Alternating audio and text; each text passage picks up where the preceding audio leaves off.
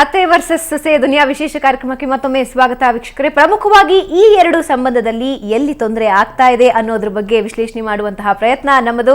ಇದ್ರ ಬಗ್ಗೆ ಇನ್ನಷ್ಟು ಚರ್ಚೆಯನ್ನು ಮುಂದುವರಿಸೋಣ. ಓಕೆ ಜಯಲಕ್ಷ್ಮಿ ಅವರೇ, ಈಗಾಗಲೇ ಮಾತಾಡಿದ್ವಿ, ನಾವು ಅತ್ತೆಯ ಮನಸ್ತತ್ವದ ಬಗ್ಗೆ ನಾವು ಮಾತಾಡಿದ್ವಿ. ಅಟ್ ದ ಸೇಮ್ ಟೈಮ್ ಸೊಸೆಯಲ್ಲೂ ಕೂಡ ಈ ರೀತಿಯಾದಂತಹ ಒಂದು ತೊಂದರೆಗಳನ್ನ ನಾವು ನೋಡ್ತೀವಿ. ಅಂದ್ರೆ ಸೊಸೆಯಾಗಿ ಬಂದ 2 ದಿನಕ್ಕೆ ತನ್ನ ಗಂಡ ಎಲ್ಲಾ ಸಂಬಂಧಗಳನ್ನ ಕಳೆದುಕೊಂಡು ನನ್ನ ಹತ್ರನೇ ಇರಬೇಕು, ನನಗೆ ಮಾತ್ರ ಎಲ್ಲವನ್ನ ಕೊಡಿಸುವಂತ ಆಗ್ಬೇಕು, ಎಲ್ಲಾ ಗಮನಗಳು ನನ್ನ ಮೇಲೆ ಇರಬೇಕು ಅನ್ನೋದು ಆ ಸೊಸೆಯಲ್ಲಿ ಕಂಡು ಬಂದ್ಬಿಡುತ್ತೆ. ಬಹುಶಃ ಅತ್ತೆ ಮತ್ತೆ ಸೊಸೆ ಇಬ್ರು ಒಂದೇ ರೀತಿ ಆಲೋಚನೆ ಮಾಡೋದ್ರಿಂದಾನೇ ಈ ಸಮಸ್ಯೆ ಅಂತ ಅನ್ಸುತ್ತೆ. ಸೊ ಈ ಸೊಸೆಯ ವ್ಯಕ್ತಿತ್ವದ ಬಗ್ಗೆ, ಆಕೆಯ ಒಂದು ಮನಸ್ತತ್ವದ ಬಗ್ಗೆ ಏನ್ ಹೇಳ್ತೀರಾ? ಒಂದು ಮದುವೆ ಅಂದ್ರೆ 2 ವಿಭಿನ್ನ ಸಂಸ್ಕೃತಿಗಳ ಸಂಗಮ. ಹೌದು, ಈ ಮನೆಯಲ್ಲಿರೋ ಸಂಸ್ಕಾರನೇ ಬೇರೆ, ಈ ಮನೆಯಲ್ಲಿರೋ ಸಂಸ್ಕಾರನೇ ಬೇರೆ. 2 ಮನೆಯಲ್ಲಿ ಬೆಳೆದು ಬಂದ ಪದ್ಧತಿ ಬೇರೆ, ಆಯಾ ಜನ ಅವ್ರ ಮನೆ ರೀತಿ ನಡವಳಿಕೆ ಎಲ್ಲ.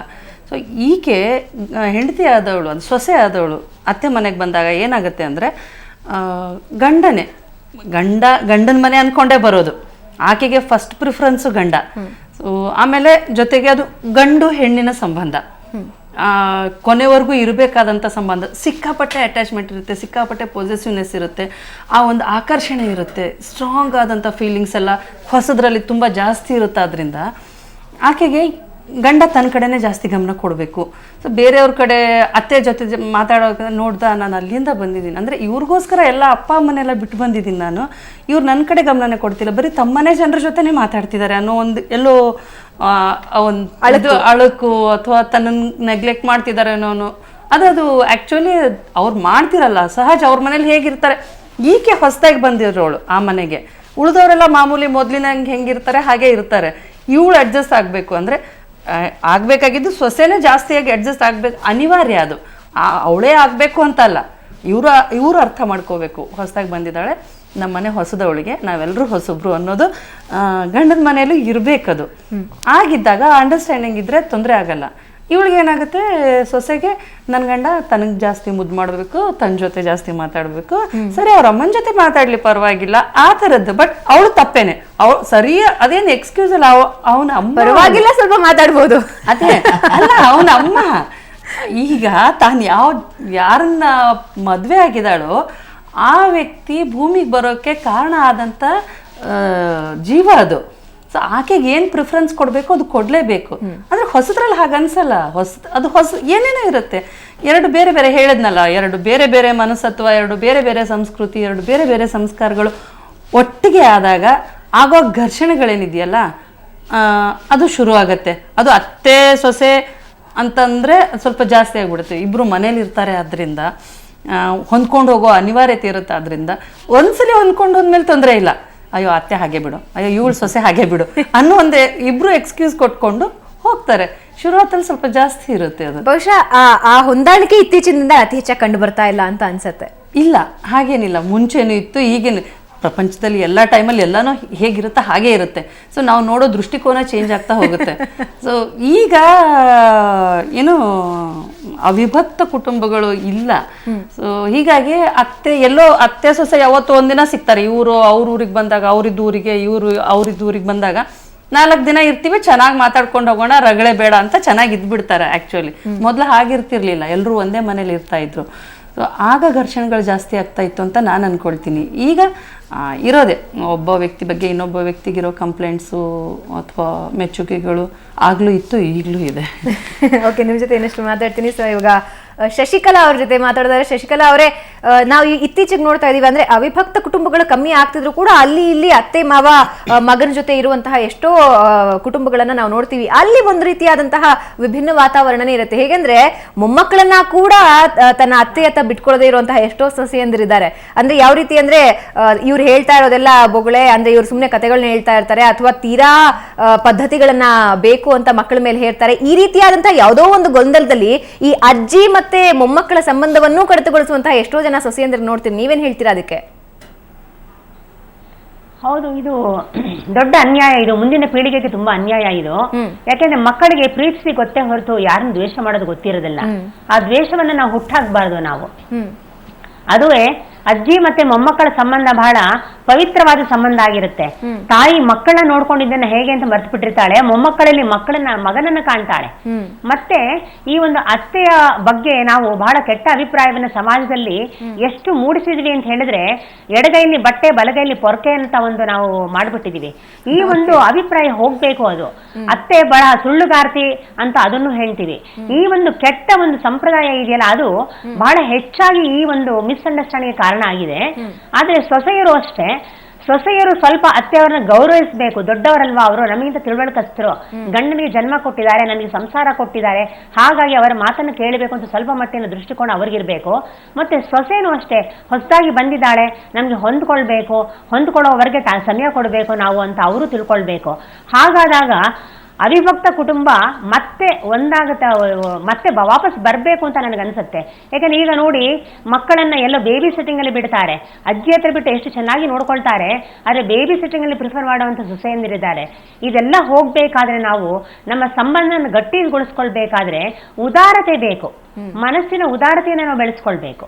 ಹಾಗಂತ ನನಗನ್ಸತ್ತೆ. ನನಗೆ ಓಕೆ ತಾರಾ, ಇತ್ತೀಚಿನ ದಿನದಲ್ಲಿ ನಾವು ನೋಡ್ಬೋದು, ಪ್ರತಿದಿನ ಪೇಪರ್ ಎತ್ತಿದ್ರೆ ವರದಕ್ಷಿಣೆ ಕಿರುಕುಳ ಅಂತಾರೆ, ಸೊಸೆಗೆ ಟಾರ್ಚರ್ ಕೊಟ್ಟರು, ಸೊಸೆ ಬಂದು ಕಂಪ್ಲೇಂಟ್ ಮಾಡಿದ್ಲು, ಈ ರೀತಿಯಾದಂತಹ ಹಲವಾರು ಅಪರಾಧಿ ಪ್ರಕರಣಗಳು ಕೂಡ ಈ ಅತ್ತೆ ಸೊಸೆ ನಡುವೆ ಉಂಟಾಗ್ತಾ ಇದೆ ಇತ್ತೀಚಿನ ದಿನದಲ್ಲಿ, ಅದು ಹೆಚ್ಚಾಗಿ. ಇದಕ್ಕೇನಂತೀರಾ? ಅಂದ್ರೆ ಸೊಸೆ ಮನೆಗೆ ಬಂದಾಗ ತನ್ನ ಮಗಳು ಇನ್ನೊಂದು ಮನೆಗೆ, ಯಮುನಾ ಅವ್ರು ಹೇಳ್ತಾ ಇದ್ರು, ತನ್ನ ಮಗಳು ಇನ್ನೊಂದು ಮನೆಗೆ ಹೋಗಿ ಸೊಸೆ ಆಗಿದ್ದಾಳೆ ಅನ್ನೋದನ್ನು ಮರೆತು ತನ್ನ ಸೊಸೆಗೆ ಟಾರ್ಚರ್ ಕೊಡುವಂತಹದ್ದು, ವರದಕ್ಷಿಣೆ ಕಿರುಕುಳನ್ನ ಕೊಡುವಂತಹದ್ದು ಹೆಚ್ಚಾಗ್ತಾ ಇದೆ. ಇದಕ್ಕೇನಂತೀರಾ?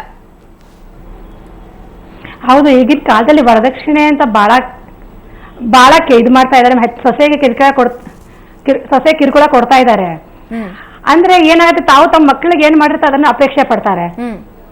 ಅಂದ್ರೆ ಪ್ರಕಾರ ಅಂದ್ರೆ ಸೊಸೆಂದ್ರ ಅದ ವರದಕ್ಷಿಣೆ ಕಿರುಕುಳ ಸೊಸೆಂದ್ರ ಎಷ್ಟು ಅನುಭವಿಸ್ಬೇಕಾಗತ್ತಂದ್ರೆ ಅವ್ರ ಪಾಪ ಜೀವನನೇ ಒಂದ್ ರೀತಿ ಹಾಳಾದಂಗ ಆಗ್ಬಿಡುತ್ತೆ. ಅವ್ರು ಒಂದ್ ರೀತಿ ಮೆಂಟಲಿ ಇದಾಗ್ಬಿಡ್ತಾರೆ. ಅದರಿಂದ ಬಹಳ ನಾವು ನೋಡೋ ಪ್ರಕಾರ ಅಂದ್ರೆ ಈಗ ಬಹಳ ಅಂದ್ರೆ ಬಹಳ ಆಗ್ತಾ ಇದೆ ವರದಕ್ಷಿಣೆ ಅಪೇಕ್ಷೆ ಇಟ್ಕೊಳ್ಳೋದು. ಅವ್ರಿಗೆ ಅದು ಬೇಕು, ಕಾರು ಬಂಗ್ಲಾ ಅದು ಇದು ಅಂತ ಎಲ್ಲ ಪಾಪ ಹೆಣ್ಣಿನ ಮಾಡೋರು ಕೊಡ್ಲಿಕ್ಕೆ ಆಗದೆ ಇದ್ರು ಆ ಹೆಣ್ಣು ಎತ್ತವ್ರು ಒಂದ್ ರೀತಿ ತಾವು ಇದು ಮಾಡ್ಕೊಳ್ತಾರೆ. ಯಾಕಪ್ಪ ನಾವು ಹೆಣ್ಣು ಎತ್ತಿದೀವಿ, ಎದಕ್ಕೆ ನಮ್ಗೆ ಹೆಣ್ಣು ಮಕ್ಳು ಬೇಕು ಅಂತ ಒಂದೊಂದು ಪರಿಸ್ಥಿತಿಗೆ ಬಂದ್ಬಿಟ್ಟಿದೆ. ಈಗ ನೋಡ್ತಾ ಇದೀವಿ, ಹೆಣ್ಣು ಮಕ್ಕಳು ಎಷ್ಟು ಕಡಿಮೆ ಆಗ್ತಾ ಇದಾರೆ, ಗಂಡು ಮಕ್ಕಳು ಎಷ್ಟು ಇದಾಗ್ತಾರೆ, ಸೊಸೆ ಸಿಗ್ತಾ ಇಲ್ಲ. ನಾವು ಹುಡುಕಿ ಸಾಕಾರ ಹುಡುಗರು ನಮ್ಗೆ ಸೊಸೆ ಸಿಗ್ತಾ ಇಲ್ಲ. ಅದಕ್ಕೆ ನಾವ್ ಏನ್ ಹೇಳ್ತೀವಿ, ಬಹಳ ಈ ವರದಕ್ಷಿಣೆ ನಮ್ಮ ಸಮಾಜನ ತೊಡಗಿಸ್ಬೇಕು. ಅದನ್ನ ವರದಕ್ಷಿಣೆ ಪಿಡುಗನ್ನ ಈ ಪಿಚಾಚಿ ನಮ್ಮ ಸಮಾಜನ ತೊಡಗಿಸ್ಬೇಕು. ಬಹಳ ದಿನದಿಂದ ಇದ್ರ ಬಗ್ಗೆ ನಾವು ಹೋರಾಟ ಮಾಡ್ತಾ ಇದೀವಿ. ಅಂದ್ರೆ ಇದುವರೆಗೆ ನಮ್ಗೆ ಸಫಲತೆಯಿಂದ ಸಿಕ್ಕಿಲ್ಲ.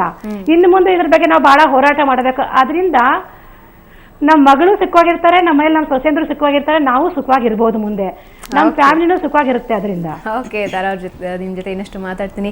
ಯಮುನಾ ಅವರೇ, ಈ ಎಲ್ಲಾ ಸಂದರ್ಭದಲ್ಲಿ ನಾವು ಪ್ರತಿ ಬಾರಿಯೂ ಚರ್ಚೆ ನಡೆಸುವಾಗ ಈ ಅತ್ತೆ ಸೊಸೆ ಇವರಿಬ್ಬರ ಮಧ್ಯೆನೇ ಮಾತಾಡ್ತೀವಿ. ಆದ್ರೆ ಬಡಪಾಯಿಯಾಗಿ ಉಳಿದೋಗೋದು ಬಹುಶಃ ಮಗ ಅನ್ನಿಸ್ಕೊಂಡವನು, ಪತಿ ಅನ್ನಿಸ್ಕೊಂಡವನು. ಅವ್ರ ಪಾಡೇನು ಈ ಕಡೆ ತಾಯಿಗೂ ಕೂಡ ಆತ ಪ್ರಾಮುಖ್ಯತೆ ಕೊಡ್ಲೇಬೇಕು. ಯಾಕಂದ್ರೆ 20-25 ವರ್ಷ ತಾಯಿ ಸಾಕಿದಾಳೆ, ಹೆತ್ತು ಹೊತ್ತು ಎಲ್ಲವನ್ನ ತನ್ನದಾಗಿಸ್ಕೊಂಡು ಮಗನ್ನ ಸಾಕಿರುವಂತಹದ್ದು. ಈಗ ಎಲ್ಲವನ್ನ ಎಕ್ಸ್ಪೆಕ್ಟ್ ಮಾಡಿಕೊಂಡು ಹೆಂಡತಿ ಆದವಳು ಎಲ್ಲವನ್ನ ಬಿಟ್ಟು ಬಂದಿರುವಂತಹದ್ದು.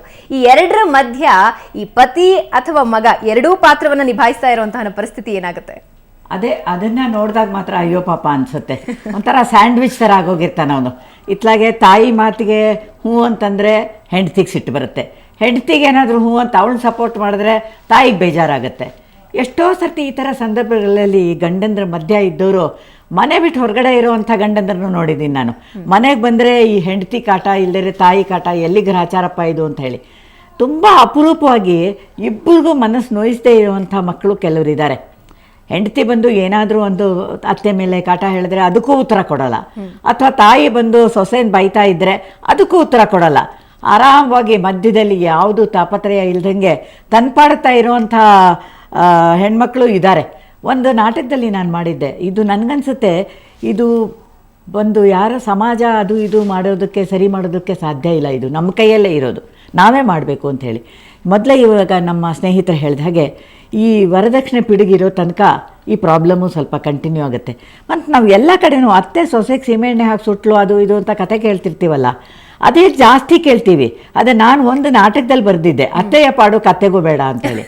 ಅತ್ತೆಯರನ್ನ ಎಷ್ಟು ಹಿಂಸೆ ಕೊಡ್ತಾರೆ ಸೊಸೆಯರು ಅಂತಂದ್ಬಿಟ್ರೆ, ಪಾಪ ಅನಿಸ್ಬಿಡುತ್ತೆ. ಅವರೆಲ್ಲ ಸೇರಿಕೊಂಡು ಡಿಸೈಡ್ ಮಾಡ್ತಾನೆ, ನಾವು ಸ್ಟ್ರೈಕ್ ಮಾಡಿಬಿಡೋಣ, ಮನೇಲಿ ಒಂದು ಕೆಲಸ ಮಾಡೋದು ಬೇಡ, ಯಾರನ್ನೂ ಸಪೋರ್ಟ್ ಮಾಡೋದೇ ಬೇಡ ಅಂತ ಒಂದು ಸಂಘ ಮಾಡಿಕೊಂಡು ಸ್ಟ್ರೈಕ್ ಮಾಡೋಕ್ಕೆ ಶುರು ಮಾಡಿಬಿಡ್ತಾರೆ.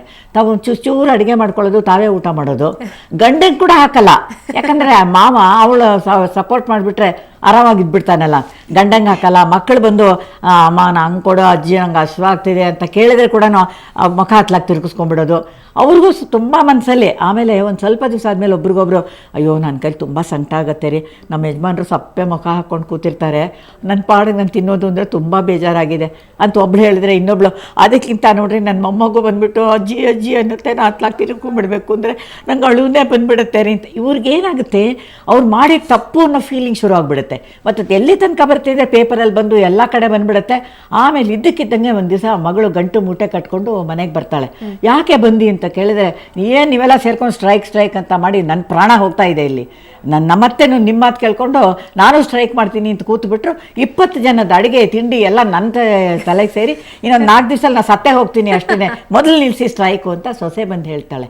ಆಗ ನಾನು ಮೊದಲೇ ಹೇಳಿದ್ನಲ್ಲ ಆ ಥರ, ಅಯ್ಯೋ ನನ್ನ ಮಗಳು ಇನ್ನೊಬ್ಳ ಮನೆ ಒಳಗೆ ಸೊಸೆ ಆಗಿದ್ದಾಳೆ ಅನ್ನೋದು ಮರ್ತು ಬಿಟ್ನಲ್ಲ ನಾನು ಅಂತ ಡಿಸೈಡ್ ಮಾಡ್ತಾರೆ. ಈ ಥರ ಯಾವಾಗ್ಲೂ ಈ ಥರ ಪ್ರಾಬ್ಲಮ್ಸ್ಗೆ ನನಗನ್ಸುತ್ತೆ ಅಂಡರ್ಸ್ಟ್ಯಾಂಡಿಂಗ್ ಬಹಳ ಮುಖ್ಯ.